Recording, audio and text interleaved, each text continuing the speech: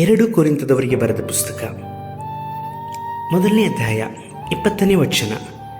ನಿಶ್ಚಯವಾಗಿ ದೇವರ ವಾಗ್ದಾನಗಳು ಎಷ್ಟಿದ್ದರೂ ಕ್ರಿಸ್ತನಲ್ಲೇ ದೃಢವಾಗುತ್ತವೆ. ಆದ ಕಾರಣ ದೇವರ ಪ್ರಭಾವವು ಪ್ರಕಾಶವಾಗುವುದಕ್ಕೋಸ್ಕರ ಆತನ ಮೂಲಕವಾಗಿ ನಾವು ಆಮೇನ್ ಎಂದು ಹೇಳುತ್ತೇವೆ. ಕರ್ತನಲ್ಲಿರುವ ಪ್ರೀತಿಯ ದೇವಜನರೇ, ದೇವರಾಗಿರುವಂಥ ಯೇಸು ಕರ್ತನ ನಾಮದಲ್ಲಿ ಮುಂಚಾನೆ ವೇಳೆಯಲ್ಲಿ ನಿಮ್ಮನ್ನೊಂದಿಸ್ತೇನೆ. ಈ ದಿವಸವೂ ಸಹ ದೇವರಾಗಿರುವಂಥ ಕರ್ತನ ನಮ್ಮ ಕೂಡ ಮಾತನಾಡುವವರಾಗಿದ್ದಾರೆ. ಈ ದಿನದಲ್ಲಿ ವಿಶೇಷವಾಗಿ ನಾವು ದೇವರನ್ನು ಆರಾಧಿಸಲಿಕ್ಕಾಗಿ ಸಭೆಯಾಗಿ ಕೂಡಿ ಬರುವಂಥ ದಿನಗಳಾಗಿದೆ. ಕಡೇ ದಿನಗಳಾಗಿರೋದ್ರಿಂದ ನಾವು ಕರ್ತನ ಸಮ್ಮುಖದಲ್ಲಿ ಸಭೆಯಲ್ಲಿ ಆತನಿಗೆ ಕೊಡಲ್ಪಟ್ಟಂತಹ ಸಮಯದಲ್ಲಿ ಕಾಣಿಸಿಕೊಂಡು ಅವರಿಗೆ ಕೃತಜ್ಞತೆಗಳನ್ನು ಸಲ್ಲಿಸುವಂಥದ್ದು. ಈ ವಾರವೆಲ್ಲವೂ ಸಹ ಕರ್ತನ ನಡೆಸೋದಕ್ಕಾಗಿ ಮುಂದಿನ ವಾರದ ನಿರೀಕ್ಷೆಯನ್ನು ನಮ್ಮಲ್ಲಿ ಹುಟ್ಟಿಸುವುದಕ್ಕೋಸ್ಕರವಾಗಿ ಆತನ ಸಮ್ಮುಖದಲ್ಲಿ ಕೃತಜ್ಞತಾ ಸ್ತುತಿಗಳನ್ನು ಸಮರ್ಪಿಸುವಂಥದ್ದು ದೇವರಿಗೆ ತೋರಲ್ಪಡುವಂತಹ ಭಯಭಕ್ತಿಯೇ ಆಗಿರುತ್ತದೆ. ಆದುದರಿಂದಲೇ ಕರ್ತನು ನಮಗೆ ಅನುದಿನವೂ ಸಹ ನೂತನವಾದಂಥ ವಾಗ್ದಾನವನ್ನು ಕೊಡುವವರಾಗಿದ್ದಾರೆ. ಈ ದಿವಸವೂ ಸಹ ಆತನು ಮಾತನಾಡುವ ಪ್ರಕಾರವಾಗಿ ಎಲ್ಲ ವಾಗ್ದಾನಗಳು ಸಹ ಯೇಸು ಕರ್ತನ ಮುಖಾಂತರವಾಗಿ ದೃಢವಾಗುವಂಥದ್ದು ಮತ್ತು ನೆರವೇರುವಂಥದ್ದಾಗಿದೆ.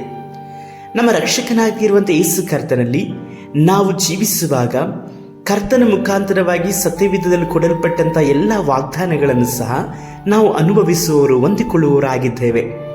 ಯಾಕಂತಂದರೆ ದೇವರ ಪ್ರಭಾವವು ಪ್ರಕಾಶವಾಗುವುದಕ್ಕೋಸ್ಕರವಾಗ ಯೇಸು ಕರ್ತನು ನಮ್ಮನ್ನು ಆತನ ಪ್ರಕಾಶದ ಪ್ರಭಾವದ ಬೆಳಕಿನಲ್ಲಿ ನಡೆಸುವವರಾಗಿದ್ದಾರೆ. ಆ ನಿಮಿತ್ತವಾಗಿಯೇ ನಾವು ಯೇಸು ಕರ್ತನಲ್ಲಿ ಪ್ರಾರ್ಥಿಸಿ ಆಮೇನ್ ಎಂಬುದಾಗಿ ಹೇಳಲ್ಪಡುತ್ತೇವೆ. ಇದರ ಅರ್ಥ ಯೇಸು ಕರ್ತನು ಎಲ್ಲವನ್ನ ನೆರವೇರಿಸಲಿಕ್ಕೆ ಶಕ್ತನು.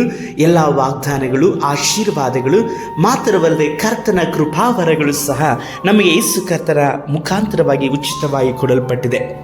ಕರ್ತನಲ್ಲಿ ನಾವು ದೃಢವಾಗಿ ನಡೆಯುವಾಗ, ಯೇಸು ಕರ್ತನಲ್ಲಿ ನಾವು ಜೀವಿಸುವಾಗ ಆ ಎಲ್ಲ ವಾಗ್ದಾನಕ್ಕೆ ಬಾಧ್ಯರು ಮಾತ್ರವಲ್ಲದೆ ಅನುಭವಿಸುವವರು, ಕರ್ತನಲ್ಲಿ ಇರುವವರು ಸಹ ಆಗಿರುತ್ತೇವೆ.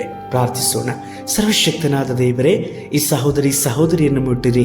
ಅವರ ಜೀವಿತದಲ್ಲಿ ಕೊಡಲ್ಪಟ್ಟಂಥ ನಿಮ್ಮ ವಾಗ್ದಾನಗಳನ್ನು ನೆನಪು ಮಾಡಿಕೊಳ್ಳುತ್ತೇವೆ. ಯೇಸು ಕರ್ತನ ನಾಮದಲ್ಲಿ ಆ ಎಲ್ಲ ವಾಗ್ದಾನಗಳನ್ನು ಇವರ ಜೀವಿತದಲ್ಲಿ ನೆರವೇರಿಸಿರಿ.